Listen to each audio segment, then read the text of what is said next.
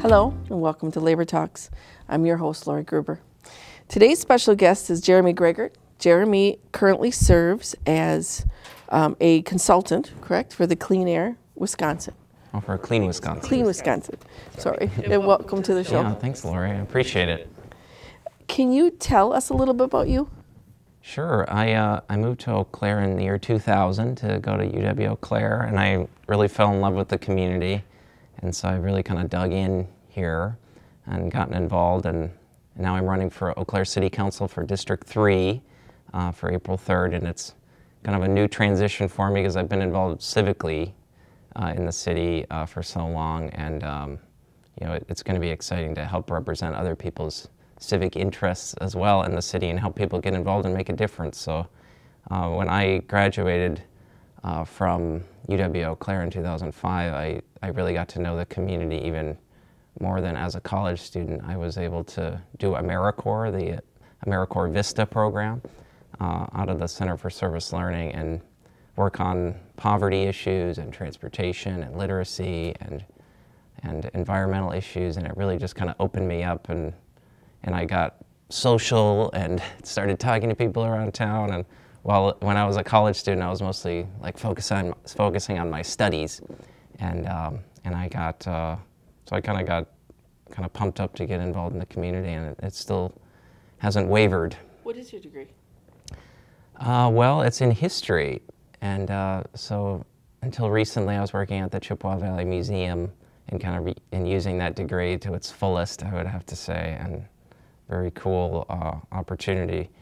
And now I'm just working with them part-time as a independent contractor for a few projects. But my main work right now is with Clean Wisconsin and focus on creating a network of nonprofit organizations interested in tackling climate change and working on renewable energy. And how challenging is that right now with the governor we have and president who are trying to get rid of the Clean Power Plan? Yeah, so the Clean Power Plan has been, you know, something that our governor never really wanted to implement, that President Obama put forward to follow the goals of the Paris Climate Agreement that we had agreed to a few years ago. And there's this big international agreement, and the Clean Power Plan really looked at mostly our power plants and how we can transition away from coal and toward renewable energy. And you know, coal has some of the biggest impacts on greenhouse gas emissions that warm the planet and change our planet to the point where it may not be livable anymore within a few hundred years and possibly sooner. Because obviously we look out into the solar system and into the universe, and we see a lot of planets that maybe aren't very livable. And that could be ours unless we, or particularly easy to get to if we need to escape. So, you know, frankly, like, climate change is the biggest issue of our time, and it's something that we really need to focus on through federal policy, and our president right now, unfortunately, is not interested in that. So we really need to look at what we can do on the local level, and you know, our governor isn't very interested in addressing climate change and are interested in moving toward renewable energy. So our city is luckily really looking at what we can do, and perhaps next month we'll be proposing a path toward, or a goal to get toward 100% renewable energy by the year 2050. Well, I know that I live close to the Minnesota border, and I know that Minnesota is real big on solar, because there's a lot of places who build the solar panels and things like that in Minnesota. We also have, of course, the wind turbines here and over there. I had someone who worked at a nuclear power plant tell me that the wind turbines give up as much green gases as coal, and I'm like, I don't understand where you can come up with that kind of claim. But I'm a real big proponent too of alternative energy. So is my husband. We burn pellets in our house, you know, which is a byproduct. It's made out of sawdust, and it's clean and it's very high energy efficient. So yeah, there's the whole yeah, there's really a whole category, you know, how we're going to heat our homes and heat our buildings, and that's sort of that's a huge transitional question, and there's a decent amount of biomass out here in this part of the country too, and how do we burn that cleanly or use it cleanly, or, you know, it can be pelletized to make it a little bit, to make it more efficient and cleaner, but there's still challenges there, of course, too, and so I think, you know, in these northern climates, like, that's a big question, and the technology is changing, and the markets and the economy are changing to accommodate the demand for cleaner sources of energy, and the public really supports it. It's very exciting to look at the at polling data now and be like, wow, like, conservatives really feel like conserving energy makes sense, and, you know, wasting it makes sense, and you know, moving toward renewables, so we have homegrown energy makes sense. And of course, progressives and liberal people have been in favor of this for a long time. But it's something that a lot of conservatives have been too. It's just that now even more of them are on board, and it's becoming more of a bipartisan and cross-partisan issue. And I know that if you're willing to put up solar panels, for instance, there are electric companies that will willingly buy any excess electricity, for instance, that you generate from those solar panels that you don't use. And Xcel Energy right here in town is one of the best ones, from what I've been told, for doing that. Yeah, they've been definitely a good partner. I think there's been some challenges along the way with, you know, our Public Service Commission hasn't been holding them accountable as much as a place like Minnesota has. Unfortunately, the fixed charge, which is the amount of money that you have to pay every month on your bill, regardless of how much energy you use, or if it's coming from solar, you still have to pay this base amount of money, which I think is like, I think it's going up to $17 or something like that from $14, and just a few years ago it was $8 a month. So Xcel, you know, is definitely like the partner we need to work with in order to make this transition.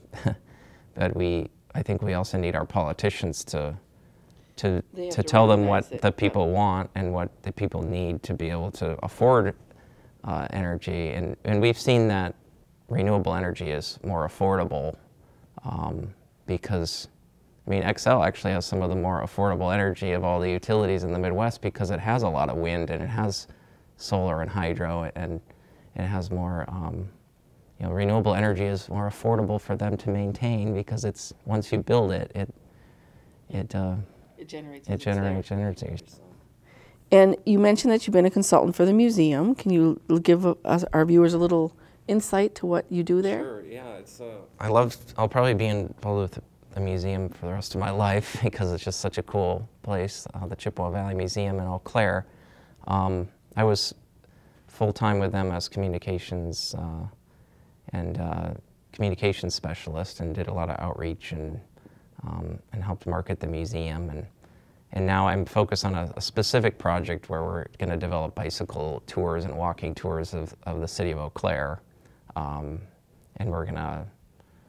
And they're all going to be history-focused, different themes. We're looking to the community to help develop some of those themes, and we'll have maps and guides, and we'll have actual like guided tours as well. But so I'm actually meeting with the Regional Planning Commission in this building, and just right after our interview to go over that project with them, because hopefully they're going to be a partner in helping us develop. Well, and I would think that this building would be part of the tours, because historic as this building is. Yeah, so there's a lot of cool connections to always make with the museum, and history is a big passion of mine, and the local history in particular. So I'm going to stay engaged either as a volunteer or you know, in this case we have a grant, and I'm working underneath a grant from Mayo Clinic.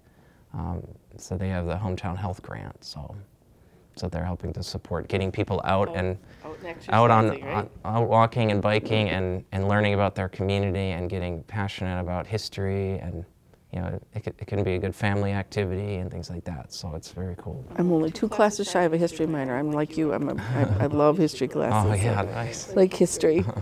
You've been a contributor to area publications. What type of articles do you like to write? Well, you know, I dabble in all sorts of different topics, but in all sorts of different publications, depending on what, just the opportunity that arises and what I'm asked to do. So, senior review, I was writing history-focused articles and just about what was going on at the museum. The Chippewa Valley Post, which is an online publication. I've been writing about the Eau Claire Music Festival each of the last 2 years, and I'll probably be writing about it again. And kind of finding that local theme, a local flavor, a different take on the festival each year. And then Chippewa Valley Family, I wrote some history articles, and historically, like years ago, I wrote for Volume 1 quite a bit about downtown redevelopment and about environmental issues and things going on in the city. And I used to serve on Downtown Eau Claire Incorporated's board, so I was kind of connected in with downtown redevelopment, and so that was always a fun thing to write about. And is it pretty easy to get your articles accepted? yeah, it's part of it is, yeah, is, you know, Volume 1 is always interested in having people write and just getting on their list, and you can actually choose articles from a list that they're going to be writing. They're looking for people to write for the next issue coming up, so it's kind of a cool way for people to jump in and get involved and help spread the word about a cool topic or a new thing happening in the community. And there's a lot of that going on, so there's no shortage of topics. Well, I know when I'm the secretary of the Labor Council, so I know there are times where we have events coming up, and Volume 1 publishes those things at no cost for nonprofit organizations. So yeah, and I have a interesting history with publications. When I was a student at UW Eau Claire, we started with a bunch of other students. When I was I guess it was when I was a senior, we started a second student newspaper called The Flip Side, and it was kind of a different, you know, type of publication where we allowed anyone to submit articles. So it was kind of a free speech publication where we accepted photos and poetry and investigative journalism, or almost anything that anyone wanted to submit. We had like a whole page of cartoons for a few years, and so that just got me interested in helping people get involved in writing and sharing ideas and having meaningful discussions. And this was kind of before social media, so it was kind of like the place. So we started that in 2003, and it's still around today. And I'm not involved with it, of course, because I'm not a student, but it's like, I think writing and engaging in one's community through publishing. And you know, I've written op-eds for the Leader Telegram recently, and letters to the editor for Voice of the People. So just staying engaged in writing has always been an exciting thing for me. Creativity. You volunteer and were recognized by Sierra Club. Can you tell us about your work there? Yeah, so I was on the board until very recently as secretary, and then I'm still conservation chair for the Sierra Club, the Chippewa Valley group. So we have a group that covers kind of northwest Wisconsin, and so it's, you know, it's an environmental organization that really that does like monthly programs for education and gets people outside and doing doing events outside too. But you know, the biggest thing that I was involved with over the last 10 years with that group and other environmental groups was, and this kind of links back to some of the energy discussions we've been having. So back when I was just graduating from college in 2005, that Xcel Energy had proposed, at least vaguely proposed, building a coal plant where they had once proposed a nuclear power plant on the lower Chippewa River near Tyrone, kind of almost to Durand from here. So I was just leaving college, and I was like, you know, I wasn't too involved in environmental issues, but I was like, I don't think a coal plant should probably be on the pristine lower Chippewa River. So I got connected with all these people in Sierra Club and different groups that had been involved with stopping that nuclear power plant 20 or 30 years before, and I just kind of got energized and you know, I ended up writing a letter to the CEO on behalf of a group that we had formed, and by the end of the year this coal plant was off the table because we were we were holding a bunch of meetings and rallies and Making engaging sure people in the press knew what and they're stuff. trying to do. So that was in that project.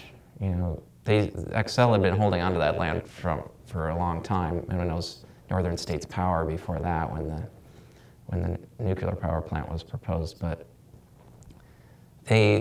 what we were able to convince them to do after they took the coal plant off the table was to start managing the land that they had, like thousands and thousands of acres down there, that some of it taken through eminent domain for this project. And so we were like, you know, we noticed there was a lot of dumping of garbage and like ATVs using this land, and it wasn't being managed. It was like degrading, and it was on the Chippewa River with the trail, the Chippewa River State Trail going through. So, you know, the Lower Chippewa River Alliance formed out of a lot of this effort and really pushed for, and Xcel became a great partner in restoring that land over the last 10 years. Nice. And then now they just sold almost 1,000 acres of it to the state for a state natural area to complement a bunch of other protected land nearby. And this state trail is now protected in that stretch too. And that all happened like this last summer. And so the governor, like, who I don't always agree with, or very rarely do, actually ended up, he ended up, you know, being in favor of the state purchasing this and using stewardship dollars, which there isn't too much left in the stewardship fund, partly because of the governor, but for what there was left, we managed to help build the support for the governor and the legislature to approve this. Yeah, and the DNR obviously has been stretched thin, but they're making it work and making it happen too. And Xcel was a great partner on that. But the other thing is you got to continue to inspect what they're doing, and that he doesn't turn around and sell the land to some friend of his. Well, you never know what the next step is going to be, and you do have to keep an eye on things. I think we're in a really good spot down there compared to where we were 10 years ago, I guess is the main point. So through the Sierra Club, that's just an example of something that we were able to accomplish, and there were some great champions I was working with to make that happen. That was really fun.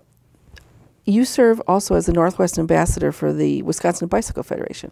Can you tell us a little bit about that? Sure. Yeah. So depending on what kind of funding is available, we have grants through the federal government to do traffic safety education and to do outreach in communities to focus on bike and pedestrian safety, through the Wisconsin Bicycle Federation, and then the Wisconsin DOT, the Department of Transportation, has their Bureau of Transportation Safety that we work with, and trying to reduce the amount of traffic deaths that occur among people who walk and bike, and injuries, because it's, we didn't have a very good year last year where there were just way too many people hit. Yeah, so like we really need to. So through the Bicycle Federation, I've been involved in working with communities to improve infrastructure, and whenever there's new projects happening, like how do we make our streets and our trails safer. I've been doing some mapping projects too that are kind of related to that. We created the Chippewa Valley Bike Map in 2015, which will be updating this year, that kind of recommends certain routes to help get bicyclists on the routes that are the most safe already and the most direct routes that keep in mind some difficult crossings and things like that. So And then are you going to connect that map to, like where I live, there's in the community, there's like a county set of bike paths that are being proposed. Yeah, so you're in St. Croix County, Correct. Right? Yeah, so actually St. Croix County just did a bicycle plan. And then right now, Regional Planning Commission, just down the hallway from here and from Community Television, is working on a tri-county bicycle and pedestrian plan for Dunn, Chippewa, and Eau Claire counties. And there's a lot of planning work to connect that with St. Croix, and then Barron and Polk are going to be coming on board, hopefully, with another set of planning work that's going to happen. And then, Minnesota is doing a great job with bike and pedestrian issues. I actually grew up in Stillwater, in Washington County in Minnesota on the St. Croix River. So just connecting all of this together and making it safer and for all road users really, and helping make sure that drivers are educated and about the rules of the road and the best tips for riding with all other road users. There's a lot more people that just want to be outside and want to do more environmentally friendly forms of transportation or healthy forms of transportation. So But you're I right, just we want to gotta help keep facilitate them that. safe. Gotta keep them safe. And part of it's infrastructure, part of it's education. And the most affordable way to do it is education and outreach, and that's what I've focused on a lot through the Bicycle Federation. So. Good job. And you're still involved with the Alliance for Strong Communities. Yeah. How's that going? We took a little bit of a break this last year, I would say. So the Alliance for Strong Communities is focused on getting different stakeholders together, like cities and county and school district, government folks together, but also labor organizations and faith communities, business community to a certain extent as well, involved in talking about how important government is to the foundation of a strong economy, of high quality of life, a clean environment, an educated workforce, critical thinking, citizenship, things like that. How do we protect immigrants to our community, things like that. So it's really the Alliance for Strong Communities is a great way to kind of bring people together, and we've had a lot of great events over the years that yeah, and it's been, so we might have a program about the importance of transportation infrastructure and how funding has changed over the years, and what are some of the challenges from a funding standpoint, or how do we prioritize dam repair over something that maybe isn't quite as important. And it's tough because all of it is important, and it's so we're refocusing on what kind of events and educational focus we can have over this next year, and maybe even taking another look at our membership too. The city of Eau Claire hasn't been as involved in the last few years, and if I get on the city council this April 3rd, then and you are running and I for am. the 3rd So district. I'd like to get the city more involved again, because it really started partly out of the city and the leadership from the city, and now there's other cities that have stepped up more than Eau Claire has, which is fine, but I think Eau Claire needs to be at the table. What are some of the bigger challenges that you see facing Eau Claire, and one of the reasons why you want to be on that board? Yeah, I've been engaged in a lot of different issues that I feel are challenges, but I'm also really interested in knowing what other people are facing too, and including what the city staff are facing. And I'm meeting with a representative from the police department later today, and I need to know what their issues are and what their day-to-day, how the city can support them. There's 100 officers, and it's a big part of our budget, and it's so we have to keep it a priority. And how do we balance that with all the other priorities? I have a lot of passion about improving transportation, and I think our bus system is one example of something that neglected might actually be an appropriate word. It's unfortunate to say that, but we haven't, with the growth of our city, our transit system hasn't matched that. And in 20 years, our transit system has basically been the same in its level of service. I took the bus here today, and it worked out really well, but there's a lot of trips that don't work for people. A lot of places they need to go, work and school and medical appointments, and it's a freedom issue, I think, and it's you get such a return on investment in a city for every dollar you put in to transit, and there's state and federal dollars that come along with that. And we are so far behind Europe. Yeah, so transit is one issue, but I think the biggest overarching issue that leads to all sorts of other discussion and addressing of issues is the fact that I think our city needs to involve more people in the budget process and involve more people in planning in more meaningful ways. I mean, I was involved, and I brought a copy of the Eau Claire comprehensive plan from 2015. It's this huge document, you know. There's a lot of great ideas in here, and I was on the Citizen Advisory Committee for it. And it identifies issues, it puts out a lot of good ideas to take action, but is it being implemented as fast as it should be, or is it sitting on a shelf too much and not being talked about in our community isn't enough? And I think it's somewhere in between, but I think like this is you know, we need energy and we need a plan, and I think this is it. And I think there's things in it that we really need to do sooner rather than later. Right, they can't spend all the time to do a plan just, like this just and then not follow it, or so not like, do anything with there's it. all sorts of, so for, you know, going back to the transit issue, this year they're going to be doing a transit development plan. And then going back to the energy issues, where, you know, and I mentioned the 100% renewable energy goal that the City Council may set, which I think would be great.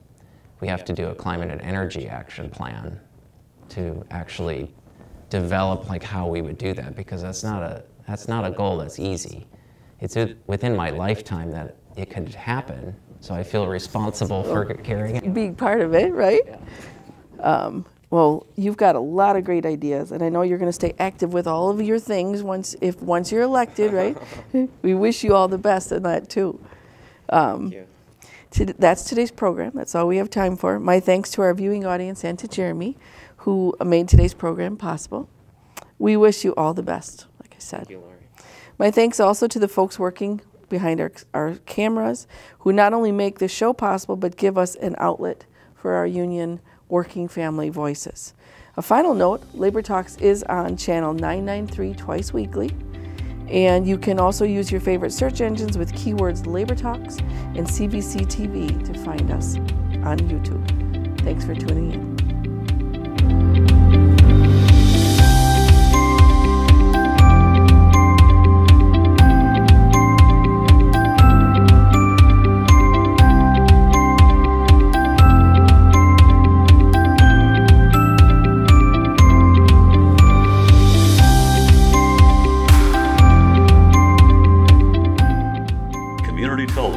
Made possible by continuing community support. If you would like to volunteer or make a donation, you can contact us by calling 715-839-5067 or on the web at www.cbctv.org.